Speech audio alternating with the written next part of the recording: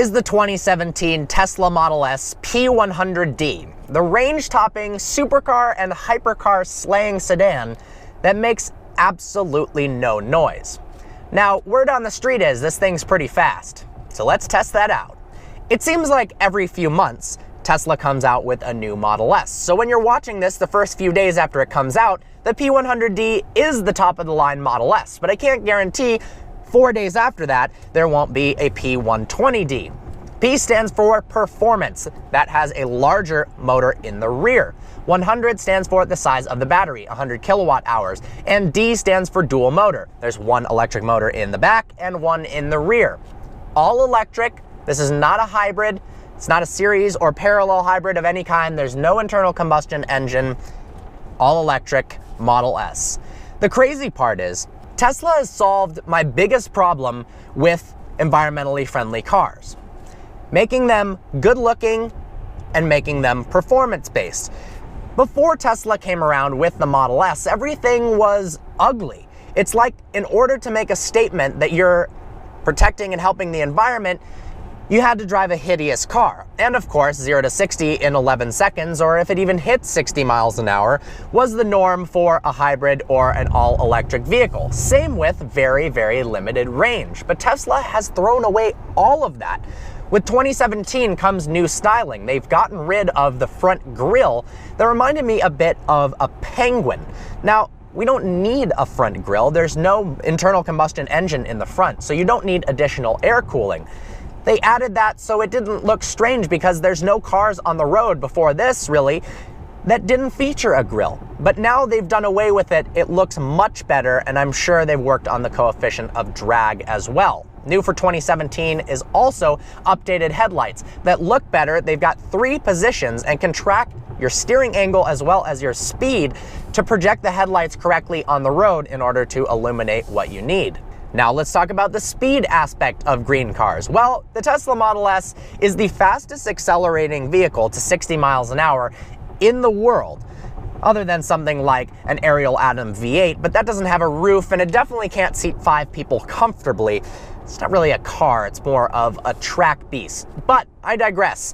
This is faster to 60 miles an hour than a Porsche Turbo S, a tuned Nissan GTR, a LaFerrari, a P1, a 918. It doesn't matter what you name, this car is faster to 60 miles an hour.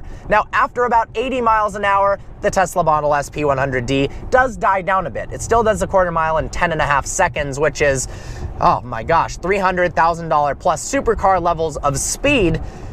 But I will say, this isn't the end-all be-all car in terms of speed when you are at a higher rate of speed. At 60 miles an hour when you floor the gas, I can't even call it gas. It's the throttle. It's not the throttle either. The accelerator pedal, when you mash that at higher speeds, it doesn't accelerate as brutally as you would expect a car with this amount of horsepower to have. So how much power does it have? 778 horsepower and 734 pound-feet of torque. However, it's been dyno tested and it's produced 902 pound-feet of torque to the wheels, which is absolutely absurd. And 100% of that torque is available at 0 RPMs, a characteristic of electric motors. That means no needing to wind up the engine to the proper RPM ranges.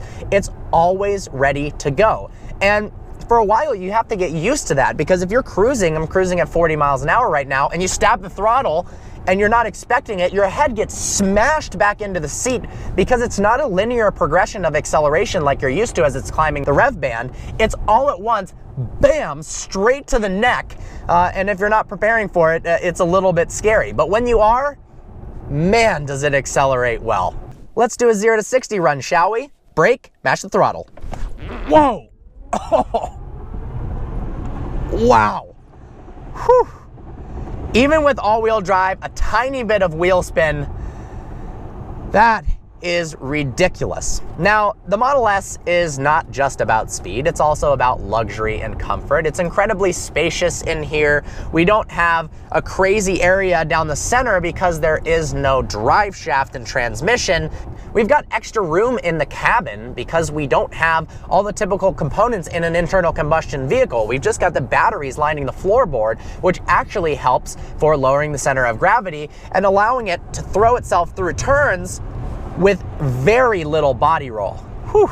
The Tesla Model S is like a giant computer in many, many ways. It's very customizable using the 17-inch touchscreen. Let's click controls here, go over to driving. We can be having different steering modes of comfort, standard, and sport. Let's put it in comfort and see how that is. Much looser steering. That's a radical difference. For acceleration, we've got sport and ludicrous. Let's try sport and mash the throttle. Okay, that definitely came on slower. Let's compare that to ludicrous. Okay, yep. That difference is absolutely absurd.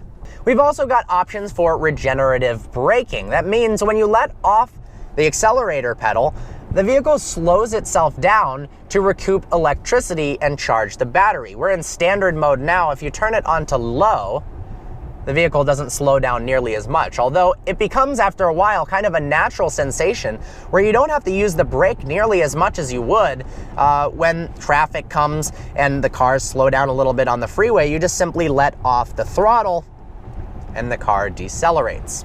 We've also got different suspension settings. We can rise the vehicle from low, standard, high, and very high in order to get over bumps. That's very cool. We've also got tons of lighting options, as well as the ability to control the sunroofs via a slider on this touchscreen. Tesla has really set the benchmark for large screens, and it seems that everyone is now trying to copy it, whether it's not a vertically oriented screen, but horizontal screens that are just getting larger and larger. Super intuitive system. We've also got a fully digital display in the dash area in front of the steering wheel here. We've got a Tesla, which is actually displaying the lines on the road, and it's matching. I'm making a slight right curve here, and the lines are actually following that, and it's telling me right now I'm a little bit in the left of the lane, now I'm a little bit to the right of the lane. That is awesome. We've also got the speed limit. We've got how much we've driven since starting the vehicle, the odometer, and also the range. The P100D gets 350 miles of range, which is plenty to get rid of range anxiety. Supercharging stations are popping up all over the country, so you've got more availability for that. You can charge the vehicle very quickly, almost up to 70% in just 20 minutes, which gives you plenty of range. Cars that compete with this, Panamera Turbo S, Audi S8, S63 AMG, they're not going to get 350 miles of range. Not even close, probably 250. So the fact that this can do that with an all-electric powertrain is truly incredible. While the interior is very spacious, I don't love it. Compared to its competitors that I just named, it doesn't feel as prestigious and expensive as those do in the interior. We've got very limited options in terms of what you can have in the inside. There's no massaging and reclining seats in the back. We don't have heated and cooled seats in the back, although we do have heated seats that are very easily activated by touching the controls and then cold weather, and then you can tap on the screen to activate heated seats throughout the cabin. But overall, style-wise, it's just very simple. It's clean and it looks nice, but you don't have all the bells and whistles and just the elegance that you do in the S-Class AMG or the Panamera Turbo S. Now, in my What It's Like to Drive video, I talk a little bit more about the driving experience, but to keep it short and simple, it's 4,900 pounds. That is a ton of weight to carry around. It feels like a big vehicle, don't get me wrong, but it doesn't feel as much as it weighs. It does kind of shrink around you, and it feels very similar to the Audi S8 driving experience, and not so much like a giant extended wheelbase S-Class does.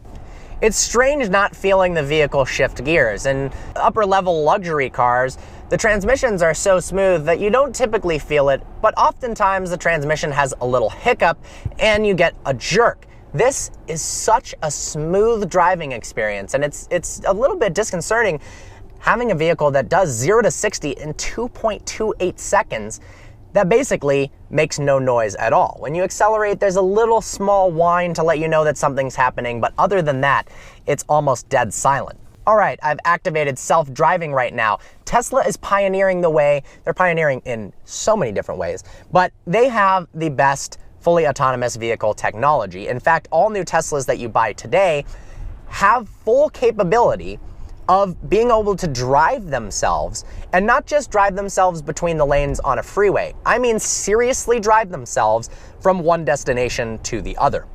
The Model S is able to recognize bicyclists, pedestrians crossing the road, but most impressively, street signs and stoplights. It's able to stop at a red light and then resume again. It's able to make right turns at a stop sign. It's able to change lanes on the highway without you doing anything, and even exit itself off the highway.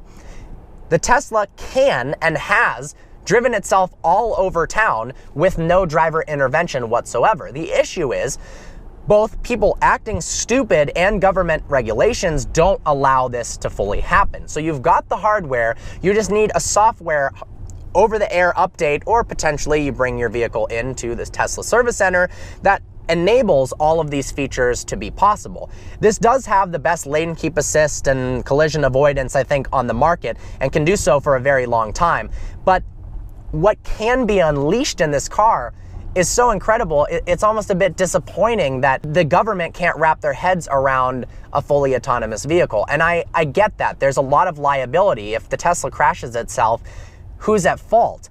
The person was behind the wheel. What if they fell asleep and it needed some intervention?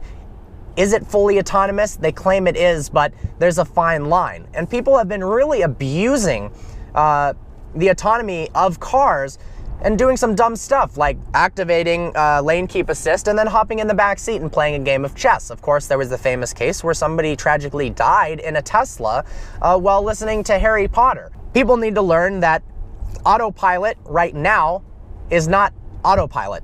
You can't just hop in the car and tell you to take you to the local bar and then have some drinks and then have it take you back. That will come, but I think until cars are all interconnected with each other and the car is interconnected with the road, stoplights, stop signs, the road itself, they can all talk to each other, that's when full autonomy is going to be possible. But until then, I think we've got some time to wait, but this is just one impressive leap forward for battery technology, camera technology, electric motors, and the automotive industry in general. To have something for 157 grand, that's the starting price, and that's a ton of money for a sedan. But if you think of what this offers in terms of the performance, it's pretty worth it. I mean, you can add an extra zero to the end of the price tag, 1.6 million, and that's how expensive cars have to be in order to keep up with this to 80 miles an hour. It's not till 80 miles an hour plus that stuff like the LaFerrari P100D with more power than this, horsepower starts to take over at higher speeds than the initial torque that the Tesla has the advantage, and then they start to take off. But after 80, 90 miles an hour, you can't do that on the road legally or safely. So the 0 to 60 is really, you'd be able to kill anything on the road in a comfortable sedan. I will say it's less isolated from the road than its competitors. You hear more wind noise, more tire noise, but it's still a relaxing experience. The seats are comfortable. They don't have too aggressive of bolstering, but I don't know if you want that in a vehicle like this. Overall, I love the Tesla Model S. I think if you're gonna get one and you're into performance cars, the P100D is the way to go. It's expensive, but it is worth it if you're cross-shopping with things like the S63, as long as you live in a place where you can install a charging station in your house. If you live in an apartment complex in New York City and there's no Tesla charging stations in that building, although they're implementing them, and I think most luxury high-rises are and should have them, then that's a strong consideration. If there's no availability of charging in your area, in different states in the center of America, then it doesn't make as strong of a case for itself. But if you live in California or places where they're developing all these supercharging stations, the Model S is one hell of a car. Well, I hope you enjoyed this video. Like always, please browse the channel and subscribe. If you're new to the channel, make sure to click subscribe and hit the bell button to stay up to date with some awesome videos coming out. I look forward to seeing you next video.